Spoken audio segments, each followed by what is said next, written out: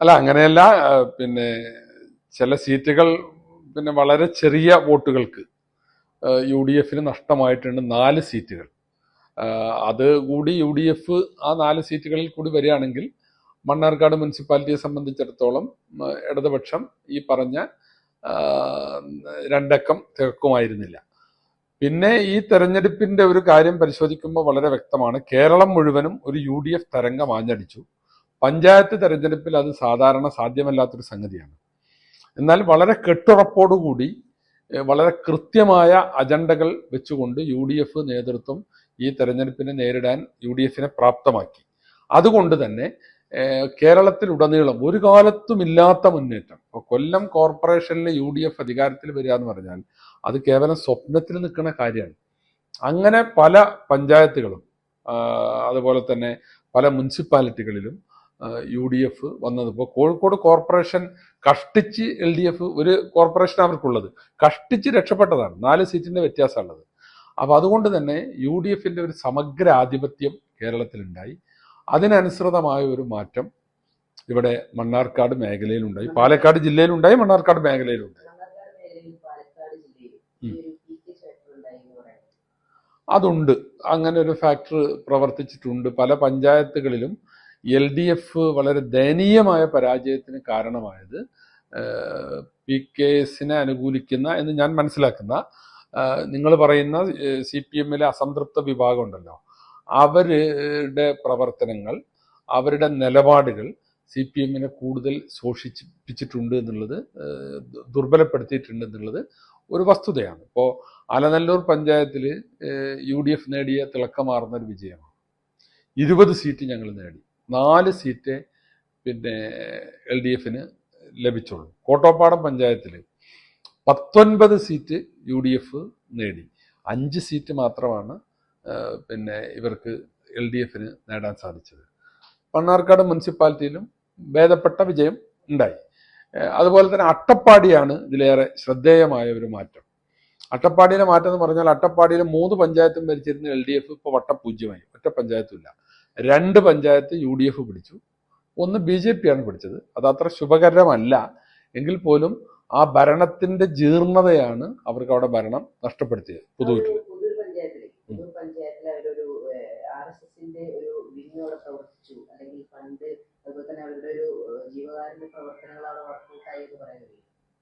അല്ല, അവര് വളരെ ആസൂത്രിതമായി പ്രവർത്തിച്ച ഒരു സ്ഥലമാണ് പുതൂര്.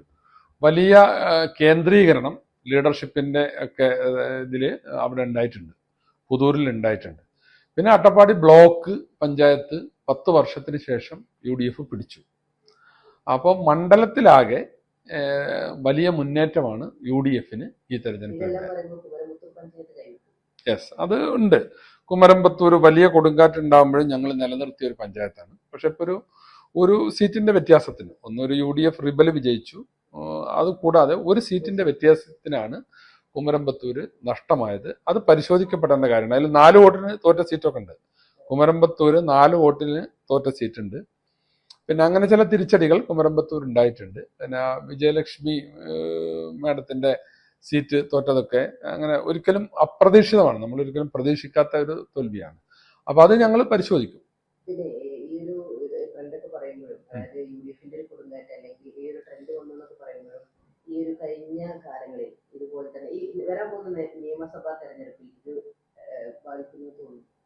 അല്ല, ഇതിന്റെ ഒരു തുടർച്ചയാണ്. കറക്റ്റ് ഇതേപോലെ ആവുന്നല്ല ഞാൻ പറയുന്നത്.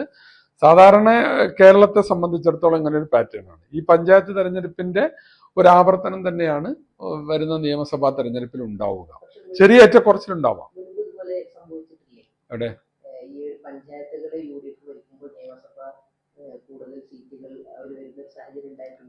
ഇല്ല, അത് 2010 ഈ വലിയ തോതിൽ പഞ്ചായത്ത് തെരഞ്ഞെടുപ്പിൽ UDF ജയിച്ചു.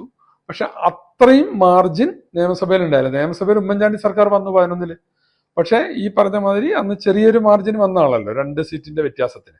UDF തന്നെ വന്നു. 2010 പഞ്ചായത്ത് തെരഞ്ഞെടുപ്പിലും വലിയ മുന്നേറ്റം UDF നടത്തി.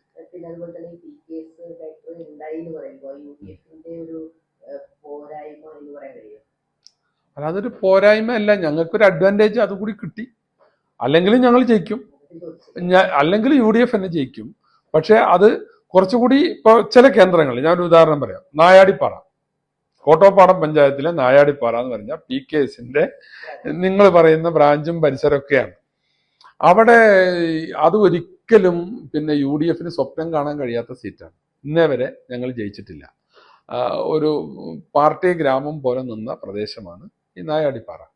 അവിടെയാണ് വലിയ വോട്ടിന്, ഒരു ചെറിയ ഷിഫ്റ്റിംഗ് ഒക്കെ ഉണ്ടാവാം, അങ്ങനത്തെ ചില സീറ്റുകളിൽ ചിലപ്പോൾ 8 വോട്ടിനും 10 വോട്ടിനും അല്ലെങ്കിൽ 50 വോട്ടിൽ താഴെയൊക്കെ ജയിക്കാറുണ്ട്. അതൊന്നുമല്ല, 100 കണക്കിന് വോട്ടിന്റെ ഭൂരിപക്ഷത്തിന് അവിടെ UDF കോൺഗ്രസ് ജയിച്ച് വന്നിരിക്കുകയാണ്. അപ്പൊ അങ്ങനെയുള്ള ചില ഈ LDF പരാജയം കൂടുതൽ ശക്തമായ പരാജയത്തിലേക്ക് കൊണ്ടുപോയതിൽ അതൊരു ഘടകമായിട്ടുണ്ട്.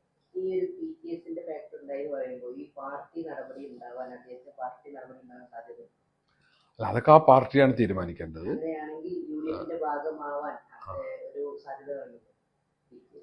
അല്ല, അത് നേതൃത്വമാണ് അതിലൊക്കെ നിലപാടെടുക്കേണ്ടത്. ആദ്യം പിന്നെ PKS അത് വ്യക്തമാക്കണം. ഇപ്പോഴും സാങ്കേതികമായി PKS CPMന്റെ പാർട്ടിക്കകത്തും അതിന്റെ പിന്നെ ചുമതലകളിലുമാണല്ലോ ഉള്ളത് എന്നാണ് എന്റെ വിലയിരുത്തൽ കേട്ടോ. അത് എന്റെ വിലയിരുത്തലാണ്. അല്ല, അത് അങ്ങനെ പിന്നെ ആ ബന്ധങ്ങൾ ഉപേക്ഷിച്ച് വരുമ്പോ UDF നേതൃത്വം അത് വ്യക്തമാക്കും.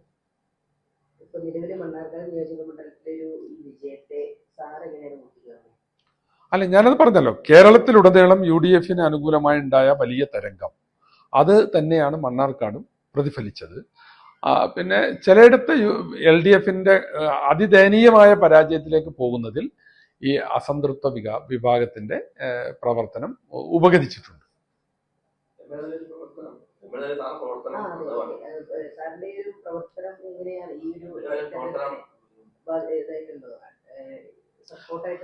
അല്ല, ഞാൻ സ്വാഭാവികമായും പിന്നെ ഇവിടുത്തെ പിന്നെ UDF MLA എന്നുള്ള നിലയിൽ, പാർട്ടിയുടെ ചുമതലക്കാരൻ എന്നുള്ള നിലയിൽ എല്ലായിടത്തും UDF വിജയത്തിന് വേണ്ടി നന്നായി പരിശ്രമിച്ചു.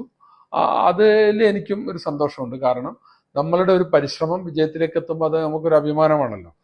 അട്ടപ്പാടി ഉൾപ്പെടെ എല്ലാ മേഖലയിലും ഒരുപാട് ദിവസം ഇതിന്റെ ഏകോപനത്തിനും പ്രചരണത്തിനുമായിട്ടാണ് ഞാൻ ചെലവഴിച്ചത്. മണ്ഡലത്തിന് പുറത്ത് വളരെ കുറച്ച് മാത്രമേ പുറത്ത് അത്യാവശ്യത്തിനെ പോയിട്ടുള്ളൂ. ബാക്കി പൂർണ്ണമായും ഈ തെരഞ്ഞെടുപ്പ് പ്രവർത്തനങ്ങളിൽ വ്യാപൃതനായിരുന്നു. അങ്ങനെ നമ്മൾ പ്രവർത്തിച്ചതിലൊരു നല്ല നേട്ടം ഉണ്ടാകുമ്പോൾ ഉണ്ടാകുന്ന ഒരു സന്തോഷവും അഭിമാനവും ഈ തെരഞ്ഞെടുപ്പിന്റെ ഫലം വന്നപ്പോൾ ഉണ്ട്. പഞ്ചായത്തിലൊരു നേതാവ് അല്ലെങ്കിൽ ഒരു സ്ഥാനാർത്ഥി ബ്ലോക്ക് പഞ്ചായത്തിലേക്ക് മത്സരിച്ച് പിന്നീട് അദ്ദേഹം ഈ ഒരു ഗ്രാമപഞ്ചായത്തിലേക്ക് തെരഞ്ഞെടുപ്പ് മത്സരിക്കുകയുണ്ടായി. അദ്ദേഹം തോറ്റു, പരാജയപ്പെട്ടു. അപ്പോ അതിനെങ്ങനെയാണ് നേതാക്കന്മാരുടെ പാടാണ്? അല്ല, അങ്ങനെയൊന്നും പറയാൻ പറ്റില്ല. അദ്ദേഹം ഇപ്പൊ നിങ്ങൾ ഉദ്ദേശിച്ച ആള് മുസ്തഫ വറോഡനാണ്. അപ്പൊ അത് അദ്ദേഹം നിരവധി തെരഞ്ഞെടുപ്പുകളിൽ ഇടത് കോട്ടകളിൽ വലിയ മുന്നേറ്റം നടത്തിയിട്ടുള്ള ആളാണ്. അപ്പോ ഇത് എന്താ പറ്റിയെന്നുള്ളത് പരിശോധിക്കേണ്ട കാര്യമാണ്. എനിക്ക് അതിന്റെ ഡീറ്റെയിൽസ് അറിയില്ല.